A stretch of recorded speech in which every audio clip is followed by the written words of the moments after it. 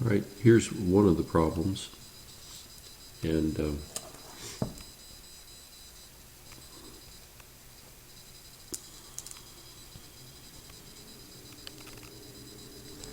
so I'm making a little bit of a mistake here, but this is probably what you would have done also.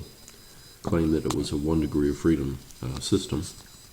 What I had overlooked was this point right here, which once the rod moves and you hold it still, which is 1 degree of freedom, that point between the springs can also move. So that's a second freedom or second motion. So anyway, we'll get to that in a little bit. So what I do is I choose an angle for my variable theta, and I'm going to write the equations in terms of the theta. So this is K3 if I'm not mistaken. So anyway, free body diagram with all the steps in there. I have this spring force coming from K1. K2 is not in the problem because spring 2 does not touch the rod. The deformation D minus Y is included because the way I do it is I would hold or I would move the force or the rod, so I would change D. When I change D, it causes the spring to deform, so I know that D is in the equation. If I hold D fixed and I move Y, it also deforms K1, so I know that Y is in the problem as well. I know that they are subtracted because if I move D a positive 1 and I move Y a positive 1, I'm not deforming the spring at all. So whatever the equation is, if I have 1 for D and 1 for Y, I should get 0, and therefore they should be subtracted. It doesn't really matter if you put D in front of Y because you'll come in and get the arrowhead based on what you write. In this particular case, if D is larger than Y, so that my force is a positive number, what it means is I have compressed or pushed the spring. If I push the spring pushes me. Since he's on top pushing me, he's pushing me down. Similar for K3. It doesn't have the complication of anything behind it. So anyway, if you write the equations for this, don't forget the moment arm.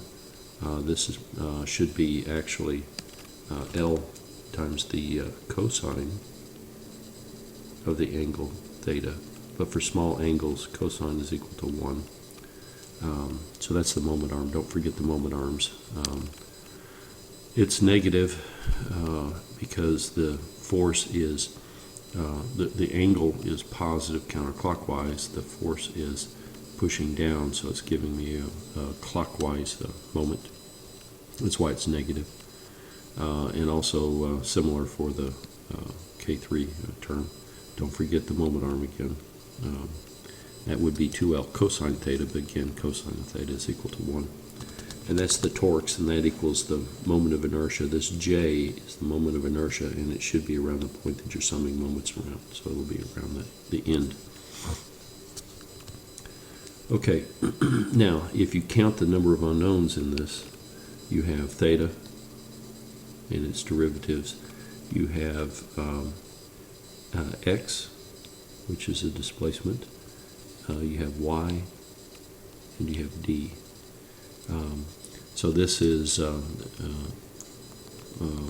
2, 3, 4 motion variables. I should only have either 1 or 2, depending on whether you want to call it a 1 degree of freedom or 0. So I need to go in and get these relationships. So the first relationship I do is by getting a free body diagram of the joint between the two springs K1 and K2. In this particular case, you would say, all right, K1 is equal and opposite to what it was before, and so this guy here is equal to what it was before. Because I put the arrowhead up instead of down, it's opposite. So that one's equal and opposite on the K2 spring, which is touching the point in the middle. That's why it's included this time. For that spring, the deformation is simply Y. K2Y is the force. And if Y is positive, as shown in the diagram up here, if Y is positive, I'm pushing the spring. If I push the spring pushes me, so the arrowhead is down. And then if you sum forces, you get this equation right here. These are your summation of forces. Because there's no mass in between the springs, the mass is equal to 0. So that gives me a relationship between the D and the Y. And then the other equations that I'm looking for are down here. The distance D is the arc length, and this would be actually L. It should be L sine theta, but for small angles, sine of theta is equal to theta, so it would be L theta. The value of X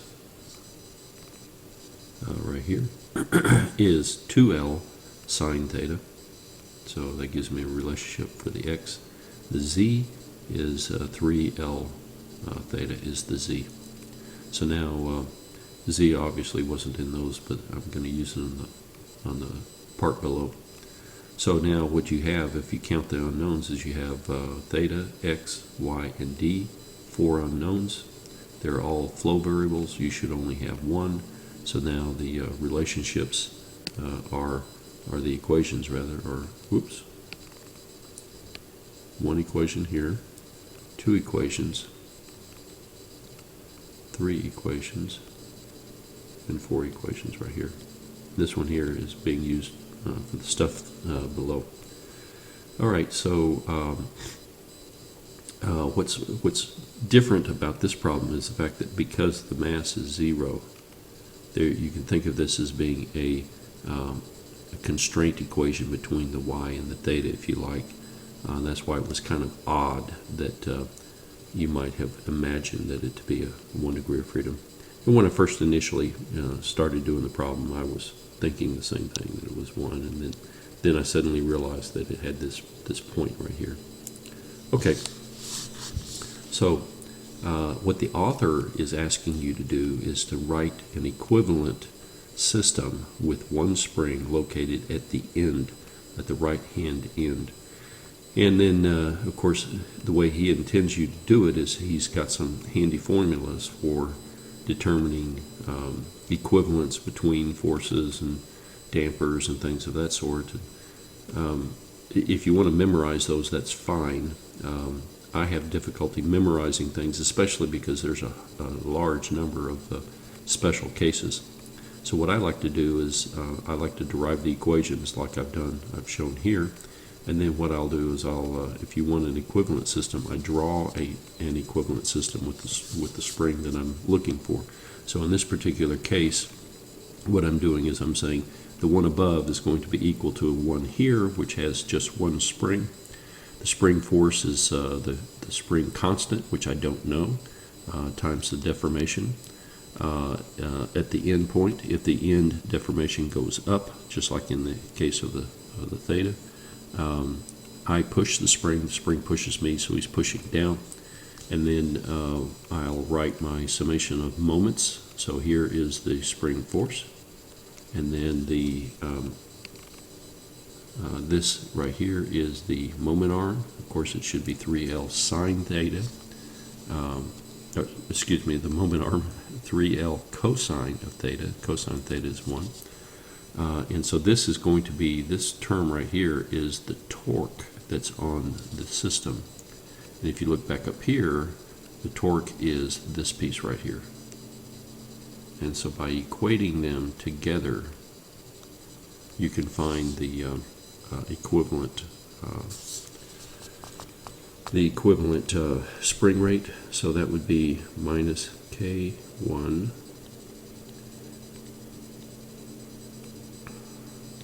d minus y L minus 2L K3X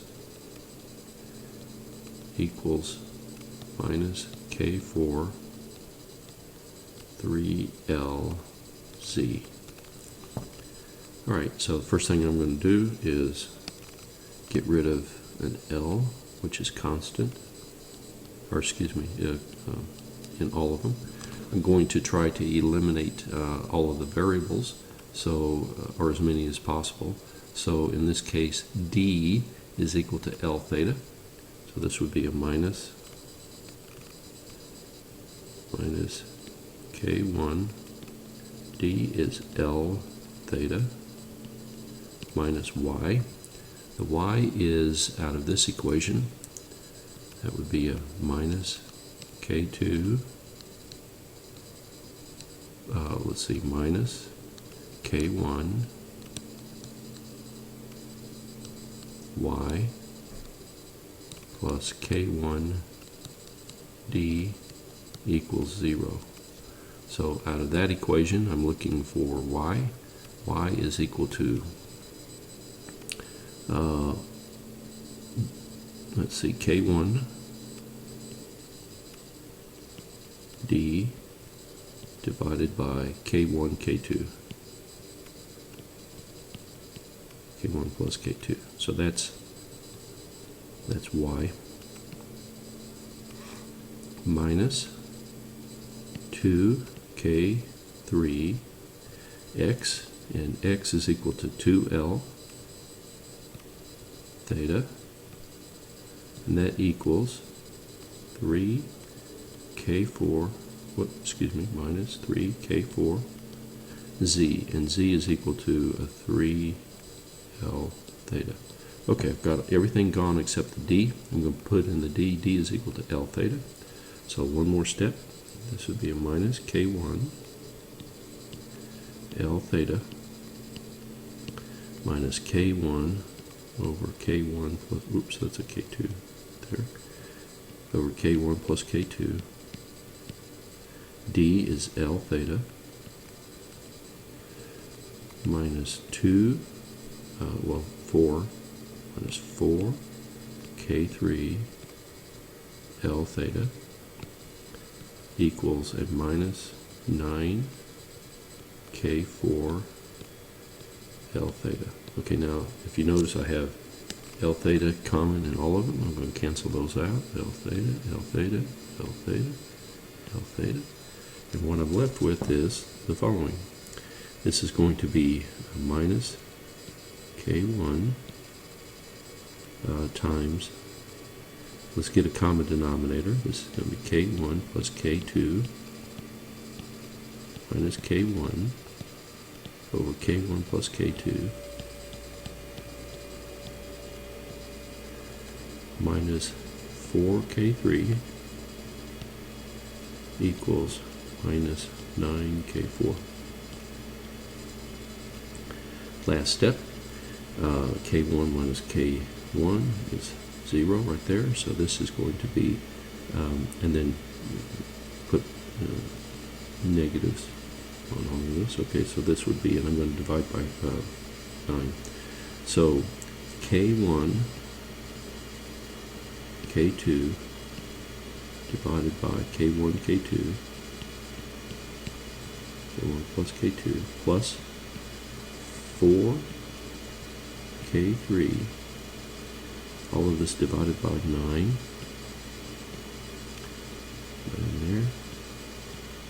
there, equals K4. So the equivalent spring